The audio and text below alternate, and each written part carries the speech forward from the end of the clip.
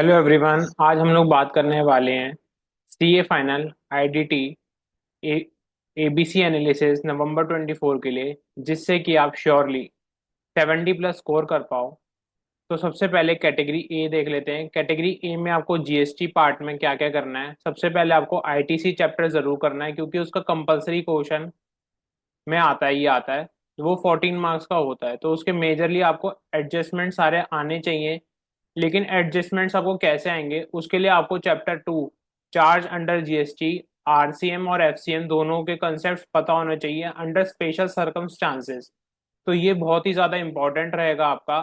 पिछली बार मई 24 में अगर आप देखो तो 14 मार्क्स का इसका एक सेपरेट क्वेश्चन आया था। उसके बाद क्वेश्चन 2 का ए पार्ट में भी इसका क्वेश्चन आया था 5 मार्क्स का, प्लस एमसीक्यूज भी आए होंगे। तो ये करीबन करीबन मुझे लगता है 22-23 मार्क्स का आया होगा। उसी हिसाब से अगर आप अभी भी देखो तो उसका एक क्वेश्चन तो कंपलसरी आना ही 14 मार्क्स का, और कुछ एमसीक्यूज में आएंगे, तो 18 मार्क्स की वेटेज तो इसी की हो जाएगी। फिर उसके बाद आपको प्लेस ऑफ सप्लाई करना है। प्लेस ऑफ सप्लाई का क्वेश्चन आया था डिस्क्रिप्शन पार्ट में पिछली बार, तो इस बार हो सकता है एमसीक्यू पार्ट में आ जाए। एग्जामिशन चैप्टर आपको करना है, ये मिनिमम 10 मार्क्स का आएगा आपका। हो सकता है इसका केस सिनेरियो बना दें एमसीक्यू पार्ट में। रजिस्ट्रेशन चैप्टर आपको करना ही है।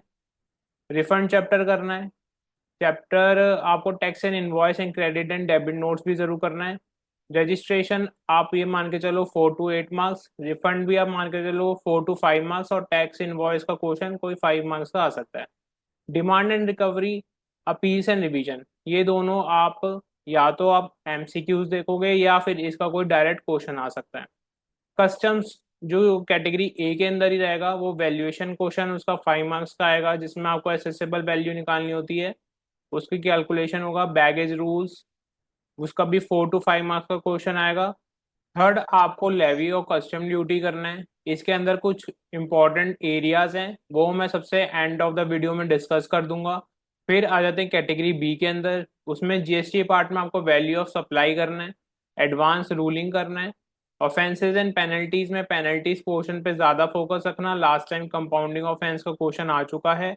उसके बाद अकाउंट्स एंड रिकॉर्ड्स करना है। कस्टम पार्ट के अंदर ड्यूटी ड्रॉबैक करना है। एंड टाइप ऑफ ड्यूटी के अंदर कस्टम्स में आपको anti duty and safeguard duty, इन दोनों पे ज्यादा फोकस रखना है। फिर अब हम चलते हैं कैटेगरी सी में क्या क्या करना है आपको।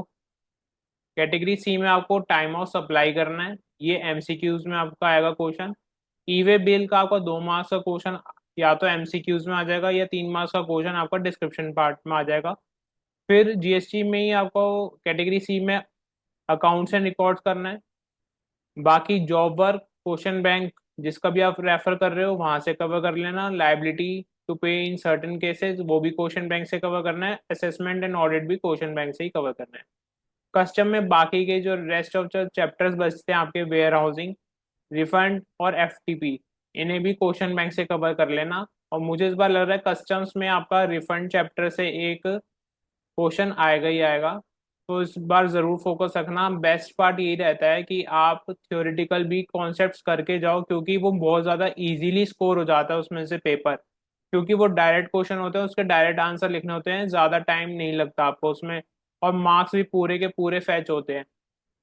और बाकी अगर आप देखो कि अगर जो जीएसटी पार्ट के जो प्रैक्टिकल क्वेश्चन होते हैं उसमें थोड़ा सा कंसेप्ट ज़्यादा इन डिटेल पूछा जाता है, और न्यू न्यू क्वेश्चंस भी फ्रेम होते हैं, तो उसमें आपको टाइम भी लगता है, क्वेश्चन पढ़ने में भी टाइम लगता है, फिर सोचना पड़ता है कि कॉन्सेप्ट क्या है। तो मैं आपसे कहूँगा कि अपनी थ्योरीज को बिल्कुल ही परफेक्टली लर्न करके जाना, जिससे कि आप इजीली 70 प्लस स्कोर कर पाओ। रिव्यू कस्टम ड्यूटी के अंदर आपको सबसे पहले पेज नंबर 1.16 पे आ जाना है, और वहाँ पे आपको ये इलस्ट्रेशन 1 करनी है, जिसमें इम्पोर्टर जो है मशीन इंपोर्ट करता है जापान से, वो भी 250 लैक्स की, और वो रिपेयर्स के लिए दोबारा बाहर जाती है, तो उस पर कितने पे कस्टम ड्यूटी लगेगी, एक बहुत इंपॉर्टेंट क्वेश्चन है ये वाला। जिसमें आपको सबसे पहले ये 3 कंडीशंस लिखनी होंगी, और उसके बाद फर्दर ये नीचे कैलकुलेशन जो गिवन है वो प्रिपेयर करना होगा आपको टेबल। फिर उसके बाद आ जाते हैं कि और इम्पोर्टेंट क्या है इसके अंदर।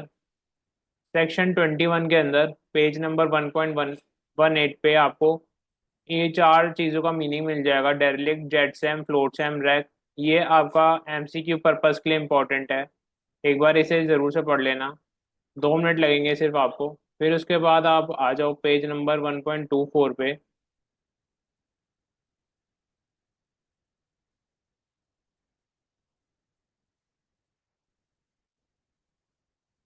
आप पेज नंबर 1.26 पे आ जाओ।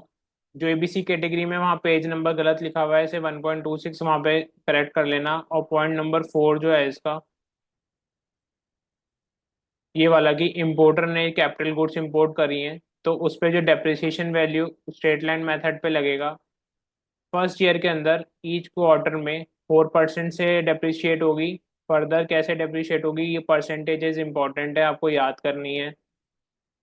फिर उसके बाद जो TYK के क्वेश्चंस हैं वो देख लेते हैं, उसमें कौन कौन से इंपॉर्टेंट हैं। वैसे अगर आप कर सको तो सारे ही करना, लेकिन मैं फिर भी इंपॉर्टेंट क्वेश्चन बता देता हूँ इसमें। एक तो आपको क्वेश्चन नंबर 2 करना है, क्वेश्चन नंबर 3 करना है, एक आप क्वेश्चन नंबर 7 जरूर करना, और इसमें क्वेश्चन नंबर 13। ये वाला चैप्टर मैंने इसलिए भी बता रहा हूँ क्योंकि बहुत सारे बच्चे से छोड़ के जाते हैं, और इसमें से 4 to 8 मार्क्स का भी थ्योरी में क्वेश्चन पूछ लेते हैं ICI। तो इसे ज़रूर से प्रिपेयर कर लेना। अगर आपने अभी तक चैनल को सब्सक्राइब नहीं करा है तो ज़रूर से सब्सक्राइब कर दो, वीडियो को लाइक कर दो, और अपने फ्रेंड्स के साथ ज़रूर से शेयर कर दो। और मैं आपको एक चीज़ और बता दूं कि मैंने ऑलरेडी FR ऑडिट, AFM और डायरेक्ट टैक्स की वीडियो ABC एनालिसिस अपलोड कर दी है, उसे भी ज़रूर से जाके चेक कर लेना, वो आपको प्रिपरेशन में बहुत ज़्यादा हेल्प करेगा। All the best for your preparations, bye.